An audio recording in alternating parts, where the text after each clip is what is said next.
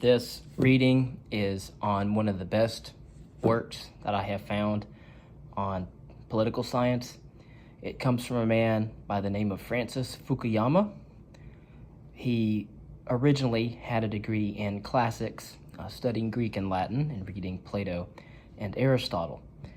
Then he was with Derrida and a couple other philosophers wanting to pursue a graduate degree in philosophy, and then found out that that's not something that he wanted to do.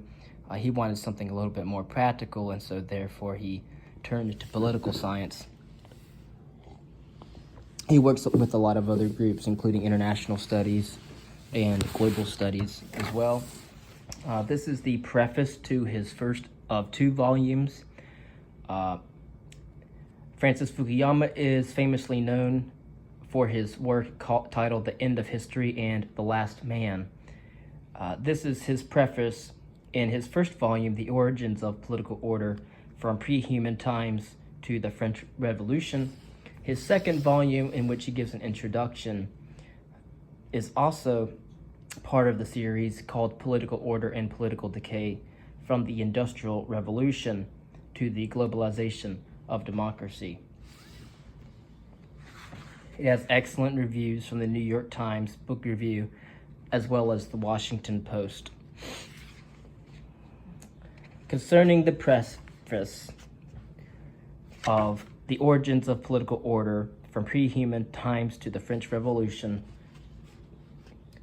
Francis Fukuyama says, "This book has 2 origins. The first arose when my mentor, Samuel Huntington of Harvard University, asked me to write a foreword to a reprint edition of his 1968 classic, Political Order in Changing Societies.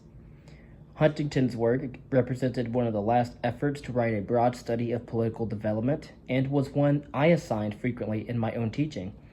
It established many key ideas in comparative politics, including a theory of political decay, the concept of authoritarian modernization, and the notion that political development was a phenomenon separate from other aspects of modernization. As I proceeded with the foreword, it seemed to me that, illuminating as political order was, the book needed some serious updating. It was written only a decade or so after the start of the big wave of decolonization that swept the post-World War II world, and many of its conclusions reflected the extreme instability of that period, with all its coups and civil wars. In the years since its publication, many momentous changes have occurred, like the economic rise of East Asia, the collapse of global communism, the acceleration of globalization, and what Huntington himself labeled the, quote, third wave, end quote, of democratization that started in the 1970s. Political order had yet to be achieved in many places, but it had emerged successfully in many parts of the developing world. It seemed appropriate to go back to the themes of that book and try to apply them to the world as it existed now. In contemplating how Huntington's ideas might be revised, it further struck me that there was still more fundamental work to be done in explicating the origins of political development and political decay. Political order in changing societies took for granted the political world of a fairly late stage in human history, where such institutions as the state, political parties, law, military organizations, and the like all exist. It confronted the problem of developing countries trying to modernize their political systems, but did it give an account of where those systems came from in the first place in societies where they were long established.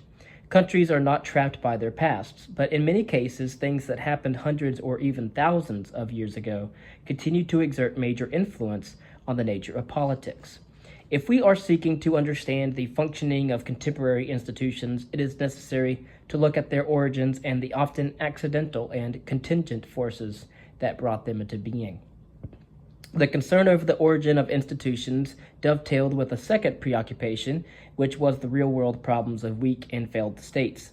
For much of the period since the date of September the 11th, 2001, I have been working on the problems of state and nation building in countries with collapsed or unstable governments. An early effort to think through this problem was a book I published in 2004 titled State Building with the subtitle Governance and World Order in the 21st Century. The United States, as well as the international donor community more broadly, has invested a great deal in nation-building projects around the world, including Afghanistan, Iraq, Somalia, Haiti, Timor, Sierra Leone, and Liberia. I myself consulted with the World Bank and the Australian aid agency, AusAid, in looking at the problems of state building in Melanesia, including Papua New Guinea and Indonesian Papua and the Solomon Islands, all of which have encountered serious difficulties in trying to construct modern states. And as you will know, this is the Southeast Asia. Consider, for example, the problem of implanting modern institutions in Melanesian societies like Papua New Guinea and the Solomon Islands. Melanesian society is organized tribally into what anthropologists call segmentary lineages, groups of people who trace their descent to a common ancestor. Numbering anywhere from a few dozen to a few thousand kinsmen, these tribes are locally known as Wantoks, a corruption of the English words one talk, or people who speak the same language. The social fragmentation that exists in Melanesia is extraordinary. Papua New Guinea hosts more than 900 mutually incomprehensible languages, nearly 1/6 of all the world's extant tongues. The Solomon Islands, with a population of only 500,000, nonetheless has over 70 distinct languages. Most residents of the PNG Highlands have never left the small mountain valleys in which they were born. Their lives are lived within the Wantok and in complete competition with neighboring Wantoks. The Wantoks are led by a big man.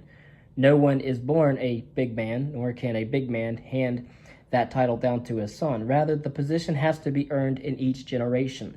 It falls not necessarily to those who are physically dominant, but to those who have earned the community's trust, usually on the basis of ability to distribute pigs, shell money, and other resources to members of the tribe. In traditional Melanesian society, the big man must constantly be looking over his shoulder because a competitor for authority may be coming up behind him. Without resources to distribute, he loses his status as leader. When Australia granted independence to Papua New Guinea and Britain to the Solomons in the 1970s, they established modern Westminster-style governments in which citizens vote for members of parliament in regular multi-party elections. In Australia and Britain, political choices revolve around a left-of-centre Labour Party and a Conservative Party, the Liberal Party in Australia, the Tories in Britain. Voters, by and large, make decisions based on ideology and policy. For example, whether they want more government protections or more market-oriented policies. When this political system was transplanted to Melanesia, however, the result was chaos. The reason was that most voters in Melanesia do not vote for political programs. Rather, they support their big man and their Wantok. If the big man and an occasional big woman can get elected to parliament, the new MP will use his or her influence to direct government resources back to the Wantok, to help supporters with things like school fees, burial costs, and construction projects. Despite the existence of a national government, with all of the trappings of sovereignty, like a flag and an army, a few residents of Melanesia have a sense of belonging to a larger nation, or being part of a social world much beyond their Wantok. The parliaments of PNG and the Solomons have no coherent political parties. They are full of individual leaders, each striving to bring back as much pork as possible to his or her narrow base of supporters. Melanesia's tribal societal system limits economic development because it prevents the emergence of modern property rights. In both Papua New Guinea and the Solomon Islands, upward of 95% of all the land is held in what is known as customary land tenure. Under customary rules, property is private but held informally, that is, with no legal documentation, by groups of kinfolk who have both individual and collective rights to different strips of land. Property has not only an economic but also a spiritual significance, since dead relatives are buried in certain spots on the Wantok's land, and their spirits continue to inhabit that place. No one in the Wantok, including the big man, has the exclusive right to alienate title to the land to an outsider. A mining or palm oil company seeking a concession has to negotiate with hundreds or sometimes thousands of landowners, and there is no statute or of limitations on land claims under traditional rules. From the standpoint of many foreigners, the behavior of Melanesian politics and politicians looks like political corruption, but from the standpoint of the island's traditional tribal social system, the big men are simply doing what big men have always done, which is to redistribute resources to their kinsmen, except that now they have access not just to pigs and shell money, but also to revenues from mining and logging concessions. It takes only a couple of hours to fly from Port Moresby, Papua New Guinea's capital, to Cairns of Brisbane in Australia. But in that flight, one is in some sense traversing several thousand years of political development. In thinking about Melanesia's political development and its challenges, I begin to wonder how any society had ever made the transition from a tribal to a state-level society. How modern property rights had evolved out of customary ones, how formal legal systems depended on a kind of third-party enforcement that does not exist in traditional Melanesia, first made their appearance. And as we think about this, we need to know that throughout many centuries, the state did not exist, and we have many stateless societies as well. So on further reflection, however, it seemed to me, that is Fukuyama, that it was perhaps a conceit to think that modern societies had progressed so far beyond Melanesia, since big men, that is, politicians who distribute resources to their relatives and supporters, are ubiquitous in the contemporary world, including the United States Congress. If political development implied movement beyond patrimonial relationships and personalistic politics, one also had to explain why these practices survived in many places and why seemingly modern systems often reverted to them. The answers to many of these questions were not to be found in political order in changing societies. In revisiting Huntington's topic, this prehistory would require considerable clarification. Since the current book, which looks at the historical origins of political institutions as well as the process of political decay, and so think about his second volume, Political Order and Political Decay, from the Industrial Revolution to the Globalization of Democracy.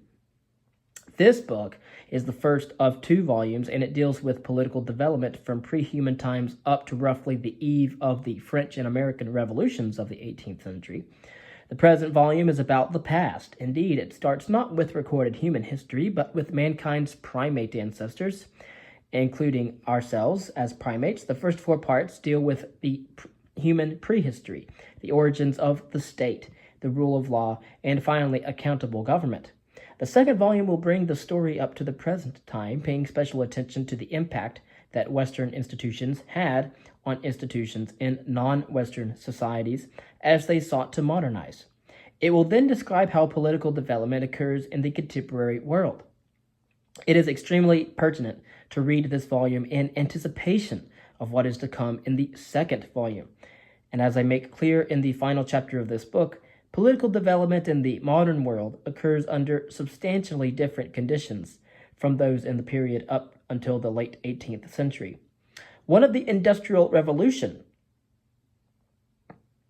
occurred, and human societies existed the Malthusian conditions they had experienced up to then. A new dynamic was added to the process of social change that would have huge political consequences. Readers of this volume might get the impression that some of the long historical continuities described here mean that societies are trapped by their histories, but in fact, we live today under very different and more dynamic conditions. This book covers a large number of societies and historical periods. I also use material from disciplines outside my own, including anthropology, economics, and biology. Obviously, in a work of this scope and magnitude, I have had to rely almost exclusively on secondary sources for the research. I have tried to pass this material through as many expert filters as possible, but it is nonetheless likely that I have made both factual and interpretational mistakes. While many of the individual chapters will not pass muster with people whose job it is to study particular societies and historical periods in depth, it does seem to me that there is a virtue in looking across time and space in a comparative fashion.